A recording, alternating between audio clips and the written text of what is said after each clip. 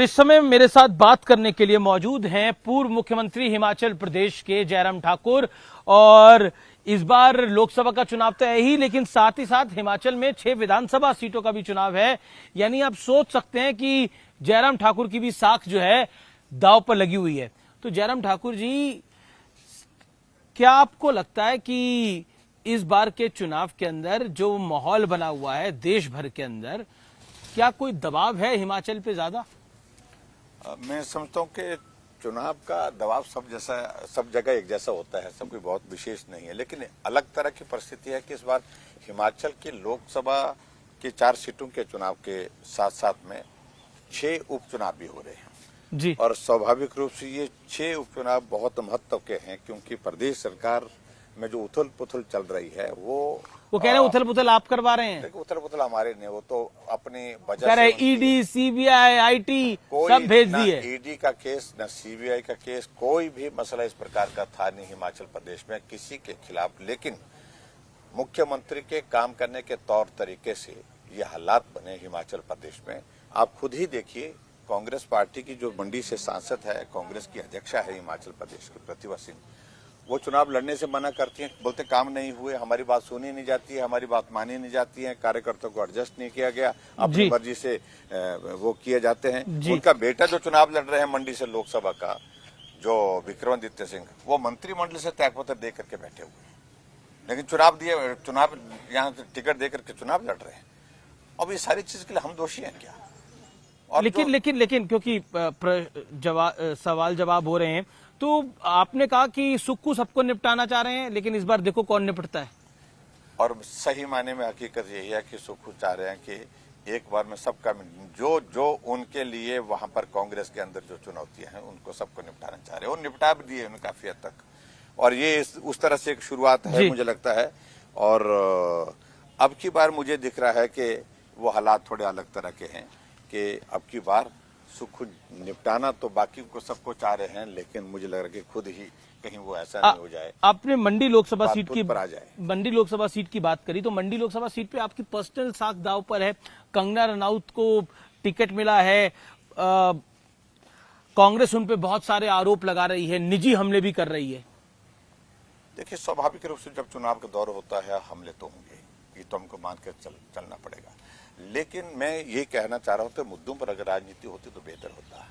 और जिस प्रकार से व्यक्तिगत टिप्पणियां उनके ऊपर की जाए वो दुर्भाग्यपूर्ण है। एक महिला के ऊपर इस प्रकार की बातें करना और वो उचित नहीं होती। और फिल्म जगत में कंगना जी ने काम किया, हिमाचल का नाम रोशन किया, हिमाचल की बेटी। और स्वाभाविक रूप से कांग्रेस के लोगों के बीच में थोड़ी बेचैनी तो है, उनको लग रहा है कि इस सीट पर जो है वो संकट में आ गए हैं। जहां ऐसा मान के चल रहे थे पूरे हिमाचल प्रदेश में, उपचुनाव में इस सीट को जीते थे वो, अब की बार वो इस सीट पे हारने वाले हैं। इसके कारण बौखलाहट तो है ही है।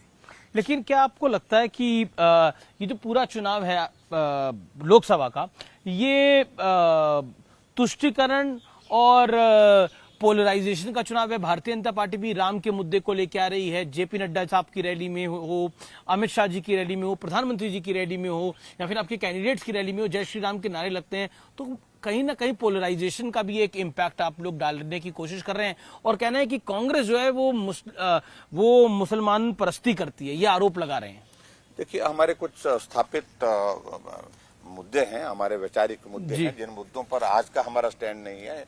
1989 में हिमाचल प्रदेश के पालमपुर में प्रस्ताव पारित हुआ राष्ट्रीय कार्यकारिणी की बैठक में, और राम जन्मभूमि के मुद्दे पर हम सब जो है वो हमेशा पार्टी जो है उस मुद्दे पे मुखर रहेगी। और इस पर लाल कृष्ण आडवाणी जी ने आपने देखा कि यात्राएं निकाली, रथ यात्रा निकाली, और अनेकों आंदोलन उसके बाद हुए। और हमने इस मुद्दे को ऐसा नहीं है कि अब के चुनाव में पकड़ा है, ये हमेशा का मुद्दा, चुनाव हो चाहे ना हो, लेकिन हमारी आस्था का विषय है, हमारी संस्कृति का। लेकिन आप अपनी आस्था रखिए, लेकिन आप कह रहे हैं कांग्रेस जो है वो मुसलमान परस्ती करती है, उनका मैनिफेस्टो मुस्लिम लीग है, इतना आरोप लगाया आप लोगों ने। निश्चित रूप से इसमें दो राय नहीं है। हम तो राम जन्मभूमि के मुद्दे को लेकर के आज से अनेक वर्षों से आंदोलन कर रहे हैं, उसमें आगे बढ़कर के काम कर रहे हैं। अब जब मंदिर का निर्माण होने के बाद प्राण प्रतिष्ठा का कार्यक्रम हुआ तो स्वाभाविक रूप से पूरे देश भर में राममय माहौल तो है।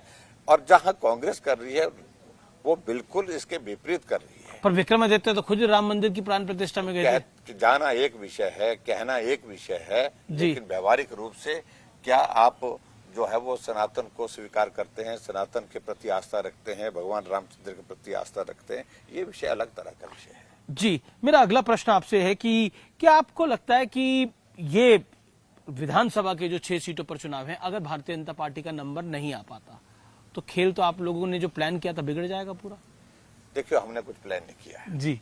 सीधी सी बात है, 6 विधायक जलील होकर के, दुखी होकर के, निराश होकर के, निराश होकर के कांग्रेस से बाहर चलने के लिए उन्हें कदम उठाया और भारतीय जनता पार्टी के जो हमारा कैंडिडेट था उनको राज्यसभा के लिए वोट किया और वो चुनाव जीते। ये 6 ही नहीं है, 3 निर्दलीय। अभिषेक मनु सिंघवी ने तो बोला खाना हमारे साथ खाया, लंच हमारे साथ करा और वोट आप लोगों को डाला है। तो ऐसे कैसे कर लेते हैं आप लोग? देखिए, ये सारी चीजों को लेकर के मुझे ज्यादा नहीं कहना है, मुझे मालूम नहीं किन लोगों ने लंच किया, कुछ वही 6 जो अब आपके साथ आ गए, ब्रेकफास्ट उनके साथ किया। लेकिन मैं इतना जरूर कहना चाहता हूँ, भारतीय जनता पार्टी के जो सांसद वो उनकी जीत हुई है और जीत की वजह यह है कि कांग्रेस से लोग नाराज थे और बार बार कह रहे थे कि काम करिए, हमारी बात को सुनिए, नहीं सुनेंगे तो उसका परिणाम ये हुआ।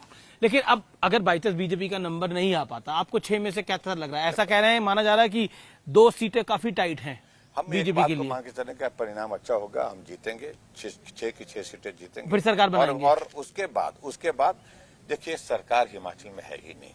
जो प्रचंड बहुमत होने के बावजूद भी राज्यसभा की सीट हार जाए, हम 25 थे, वो 43 थे, वो चुनाव हार गए। नैतिकता है कहीं सरकार में रहने की? क्या टेक्निकल ग्राउंड पे सरकार है, अन्यथा नहीं है। और दूसरी बात मैं ये भी कहना चाह रहा हूँ, विधानसभा में बजट पारित करने के लिए बीजेपी के हम 15 विधायकों को सदन से सस्पेंड करके बाहर फेंक दिया, तब जाकर के बजट पारित हो। नैतिकता है क्या? सरकार तो है ही नहीं, सही मायने में तो है नहीं। लेकिन ये जो चुनाव का परिणाम आएगा और निश्चित रूप से हम बहुत करीब पहुंच जाएंगे। अगर ये 9 के 9 चुनाव होते साथ में तो निश्चित रूप से कांग्रेस पार्टी सत्ता से बाहर हो जाती। लेकिन मेरा आखिरी सवाल आपसे रहेगा, क्या आपको लगता है कि भाषा के ऊपर बार बार सवाल उठ रहे हैं इस चुनाव के अंदर? आपकी भी मंडी की प्रत्याशी ने छोटा पप्पू बड़ा पप्पू कह दिया कि यहाँ पे छोटा पप्पू है, वहाँ बड़ा पप्पू है। क्या आपको लगता है इस पर आप क्या कहना चाहते हैं? नहीं, देखिए, शुरुआत हमारी तरफ से नहीं हुई जी, कांग्रेस की तरफ से शुरुआत हुई। कंगना जी को टिकट दिया, कांग्रेस की एक नेत्री ने ट्वीट करके मंडी का जिक्र इस तरह से किया, इस संदर्भ में कर दिया जो बहुत अशोभनीय, बहुत भद्दा, क्या भाव चल रहा है, इस प्रकार की बात कही उन्होंने। और मंडी उनको मालूम है मांडव ऋषि की धरती है, मांडव ऋषि की धरती होने के नाम पर इसका नाम मंडी पड़ा हुआ है, उनको मालूम नहीं है इतिहास। लेकिन दुख इस बात का कि कांग्रेस का कोई एक नेता इस पर बोला और उसके बाद कंगना जी को यहाँ का जो कैंडिडेट कांग्रेस का वो बोलते हैं कि हिमाचल आए हैं, देवभूमि आए तो पवित्र होकर के जाइए, ऐसा करके ऐसे शब्दों का इस्तेमाल करना, ये पवित्रता, पर्सनल अटैक करना ये उचित नहीं। हमने कहा बुद्धू पर बात करिए, स्वाभाविक रूप से इसका रिपरकशन ये होगा, जब सामने से ऐसी बात करेंगे तो सामने से जवाब भी सुनना पड़ेगा और इस तरह से बोला है। अरविंद केजरीवाल के, क्योंकि महिला सम्मान की बात हो रही है, उनके सेक्रेटरी ने एक महिला सांसद पे उन पे आरोप है कि उन्होंने उनकी पिटाई करी और FIR भी दर्ज हुई है। कैसे आप इस पूरे विषय को देखते हैं? उनको पुलिस ने अरेस्ट कर लिया, CM हाउस से अरेस्ट किया गया अरविंद केजरीवाल के। देखिए, बहुत दुर्भाग्यपूर्ण परिस्थिति है कि मुख्यमंत्री के निवास पर एक महिला पर और उनकी ही पार्टी की और सांसद, राज्यसभा की सांसद है, उन पर हमला होता है और हमला होने के पश्चात आखिर विवश होकर के जब उसने मीडिया के सामने कहा तब जाकर के उसमें FIR हुई, तब जाकर के कार्रवाई हुई। अल्टीमेटली गिरफ्तार कौन हुआ? केजरीवाल का PA उसमें है, वो उनकी गिरफ्तारी हुई। मैं समझता हूँ सख्त कार्रवाई होनी चाहिए, कठोर कार्रवाई होनी चाहिए उनके खिलाफ। शॉकिंग है आपके लिए? और हैरान करने वाली परिस्थिति, ये बहुत शॉकिंग है। राज्यसभा की सांसद होने के बाद इस प्रकार से उनसे व्यवहार करना, ये बहुत जी। बहुत बहुत शुक्रिया जयराम जी, आपने हमें समय दिया और आपको शुभकामनाएं चुनाव के लिए। जो भी बेस्ट हो, बेहतर हो, वो जीत के आए। धन्यवाद। Thank you. धन्यवाद।